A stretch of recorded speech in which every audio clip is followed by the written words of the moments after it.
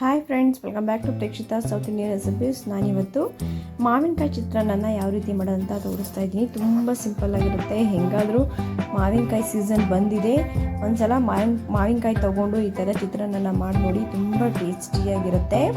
ದಿಢೀರಂತ ಆಗುವಂಥದ್ದು, ತುಂಬ ಟೈಮ್ ಏನು ತೊಗೊಳಲ್ಲ. ಹಾಗಿದ್ರೆ ಬನ್ನಿ ಯಾವ ರೀತಿ ಸಿಂಪಲ್ಲಾಗಿ ಸಖತ್ತಾಗಿ ಮಾವಿನಕಾಯಿ ಚಿತ್ರಾನ್ನ ಮಾಡೋದಂತ ನೋಡ್ಕೊಂಡ್ಬರೋಣ. ಅದಕ್ಕಿಂತ ಮುಂಚೆ ನೀವು ನನ್ನ ಚಾನಲ್ನ ಸಬ್ಸ್ಕ್ರೈಬ್ ಆಗಿಲ್ಲ ಅಂದರೆ ಸಬ್ಸ್ಕ್ರೈಬ್ ಮಾಡ್ಕೊಳ್ಳಿ, ಹಾಗೆ ಪಕ್ಕದಲ್ಲಿರುವ ಬೆಲ್ಲೈಕನನ್ನು ಕೂಡ ಕ್ಲಿಕ್ ಮಾಡ್ಕೊಳ್ಳಿ. ಹಾಗಿದ್ರೆ ಬನ್ನಿ ಯಾವ ರೀತಿ ಮಾವಿನಕಾಯಿ ಚಿತ್ರಾನ್ನ ಮಾಡೋದಂತ ನೋಡ್ಕೊಂಡ್ಬರೋಣ.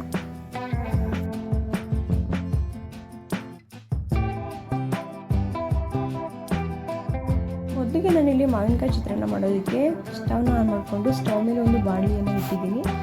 ಆ ಬಾಣಲಿಗೆ 3-4 ಟೇಬಲ್ ಸ್ಪೂನಷ್ಟು ಆಯಿಲ್ನ ಹಾಕಿದ್ದೀನಿ. ಸ್ವಲ್ಪ ಆಯಿಲ್ನ ಮುಂದೆ ಹಾಕೊಳ್ಳಿ, ಚೆನ್ನಾಗಿರುತ್ತೆ ಟೇಸ್ಟು. ಅದಾದಮೇಲೆ ಎಣ್ಣೆ ಚೆನ್ನಾಗಿ ಕಾದ ನಂತರ ನಾನು ಒಂದು ಅರ್ಧ ಟೇಬಲ್ ಸ್ಪೂನಷ್ಟು ಸಾಸಿವೆನ ಹಾಕ್ತಾಯಿದ್ದೀನಿ. 1 ಟೇಬಲ್ ಸ್ಪೂನಷ್ಟು ಜೀರಿಗೆಯನ್ನು ಕೂಡ ನಾನಿಲ್ಲಿ ಹಾಕಿದ್ದೀನಿ. ಅದಾದಮೇಲೆ 1-2 ಕಡ್ಡಿಯಷ್ಟು ಕರಿಬೇವಿನ ಎಲೆಗಳನ್ನ ಹಾಕಿಬಿಟ್ಟು ಒಂದು 3-4 ಮೆಣಸಿನ್ಕಾಯಿನ ಹಾಕಿದ್ದೀನಿ.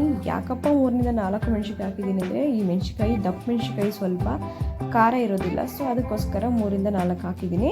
ನೀವು ಖಾರ ಇರೋ ಮೆಣಸಿನ್ಕಾಯಿ ಆದರೆ 2-3 ಹಾಕಿ ಸಾಕಾಗತ್ತೆ. ಆಮೇಲೆ 1-2 ಟೇಬಲ್ ಸ್ಪೂನಷ್ಟು ಉದ್ದಿನಬೇಳೆನ ಹಾಕಿದ್ದೀನಿ. ನಿಮಗೆ ಕಡಲೆ ಬೀಜ ಬೇಕಾದರೆ ನೀವು ಹಾಕೋಬೋದು. ಎಣ್ಣೆಲಿ ಅದನ್ನು ಫ್ರೈ ಮಾಡಿ ಎತ್ತಿಟ್ಕೊಬಿಡಿ ಕಡಲೆ ಬೀಜನ, ಯಾಕಂದರೆ ಮಾವಿನಕಾಯಿ ಈರುಳ್ಳಿ ಹಾಕಿದಾಗ ಅದು ಮೆತ್ತಗೆ ಆಗಿಬಿಡುತ್ತೆ. ಸೊ ಅದಕ್ಕೋಸ್ಕರ ಎಣ್ಣೆಲಿ ಫ್ರೈ ಮಾಡಿಕೊಂಡು ಮೊದಲು ಕಡಲೆ ಬೀಜನ ಎತ್ತಿಟ್ಕೊಳ್ಳಿ. ಬೇಡ ಅಂದರೆ ಓಕೆ, ಬೇಕು ಅಂದರೆ ಕಡಲೆ ಬೀಜನ ಇಷ್ಟಪಡೋರು ಮಾಡಿಕೊಂಡು ಎತ್ತಿಟ್ಕೋಬಹುದು. ಈಗ ಉದ್ದಿನಬೇಳೆ ಏನಾಗಲ್ಲ, ಅದು ಎಣ್ಣೆಲಿ ಫ್ರೈ ಆದ್ರೂ ಏನೂ ಆಗಲ್ಲ, ಚೆನ್ನಾಗಿರುತ್ತೆ. ಸೊ ಕಡಲೆ ಬೀಜ ಹಾಕೋದಾದರೆ ನೀವು ಆ ಥರ ಮಾಡಬೇಕು. ಅದಾದಮೇಲೆ 1-2 ಮೀಡಿಯಮ್ ಸೈಜ್ ಈರುಳ್ಳಿಯನ್ನು ಈ ರೀತಿ ದಪ್ಪದಾಗಿ ಕಟ್ ಮಾಡ್ಕೊಂಡು ಹಾಕೋತಾ ಇದ್ದೀನಿ. ನೀವು ಸ್ಲೈಸ್ ಮಾಡಿಕೊಂಡು ಕೂಡ ನೀವು ಹಾಕೋಬಹುದು. ನೋಡಿ, ಈ ಥರ ನಾನು 2 ಮೀಡಿಯಮ್ ಸೈಜ್ ಈರುಳ್ಳಿಯನ್ನು ಈ ಥರ ದಪ್ಪಕ್ಕೆ ಕಟ್ ಮಾಡಿಕೊಂಡು ಹಾಕ್ಕೊಂಡಿದ್ದೀನಿ. ಈರುಳ್ಳಿ ಚೆನ್ನಾಗಿ ಫ್ರೈ ಆಗಬೇಕು.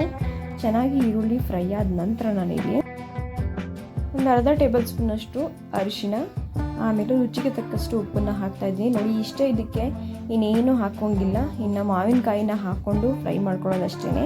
ನೋಡಿ, ಹಾಕ್ಕೊಂಡು ನೀಟಾಗಿ ಅದನ್ನು ಕೂಡ ಫ್ರೈ ಮಾಡ್ಕೊತಾ ಇದ್ದೀನಿ. ನೋಡಿ, ನಿಮಗೆ ಒಂದೇ ರೀತಿ ಚಿತ್ರಾನ್ನ ತಿಂದು ಬೇಜಾರಾಗಿದ್ದರೆ ಮಾವಿನಕಾಯಿ ಚಿತ್ರಾನ್ನ ಈ ರೀತಿ ಒಂದ್ಸಲ ಟ್ರೈ ಮಾಡಿ ನೋಡಿ. ಈ ಸೀಸನಲ್ಲಿ ತುಂಬ ಟೇಸ್ಟಿಯಾಗಿರುತ್ತೆ. ನೋಡಿ, ನಾನು ಈ ರೀತಿ ಮೀಡಿಯಮ್ ಸೈಜ್ ಮಾವಿನಕಾಯಿಯನ್ನು ತುರ್ಕೊಂಡು ಕೊಬ್ಬರಿ ತುರಿಯೋದ್ರಲ್ಲಿ ತುರ್ಕೊಂಡು ಇಟ್ಕೊಂಡಿದ್ದೀನಿ. ಅದನ್ನು ಕೂಡ ನಾನಿಲ್ಲಿ ನೋಡಿ, ಎಲ್ಲವೂ ಕೂಡ ಚೆನ್ನಾಗಿ ಫ್ರೈ ಆದಮೇಲೆ ನೋಡಿ ಅದನ್ನು ಕೂಡ ನಾನಿಲ್ಲಿ ಹಾಕೋತಾ ಇದ್ದೀನಿ. 1 ಮಾವಿನಕಾಯಿನ ತುರ್ಕೊಂಡಿದ್ದೀನಿ. ಅದರಲ್ಲಿ ನೀವು 4-5 ಜನ ನೀವು ತಿನ್ನಬಹುದು. ನೋಡಿ, ಈ ರೀತಿ ಹಾಕ್ಕೊಂಡು ಅದನ್ನು ನೀಟಾಗಿ ಫ್ರೈ ಮಾಡೋಣ. ಬೇಗ ಸಾಫ್ಟ್ ಆಗುತ್ತೆ ಮಾವಿನಕಾಯಿ. ನೋಡಿ, ಎಲ್ಲವೂ ಕೂಡ ಸಾಫ್ಟ್ ಆಗಿದೆ. ಸೊ ಕೊನೆಯದಾಗಿ ನಾನು ಮಾವಿನಕಾಯಿನ ಹಾಕ್ಕೊಂಡು ತೊದಿರುವಂತಹ ಮಾವಿನಕಾಯಿನ ಹಾಕ್ಕೊಂಡು ನೀಟಾಗಿ ಸ್ವಲ್ಪ ಫ್ರೈ ಮಾಡಿ 2 ನಿಮಿಷ ಫ್ರೈ ಮಾಡಿಕೊಂಡ್ರೆ ಸಾಕು. ಹೈ ಫ್ಲೇಮಲ್ಲಿ ಅದು ಚೆನ್ನಾಗಿ ಫ್ರೈ ಆಗುತ್ತೆ. ನೋಡಿ, ಈ ರೀತಿ ಒಂದ್ಸಲ ಈ ವಿಧಾನದಲ್ಲಿ ಟ್ರೈ ಮಾಡಿ ನೋಡಿ, ತುಂಬ ಟೇಸ್ಟಿಯಾಗಿರುತ್ತೆ.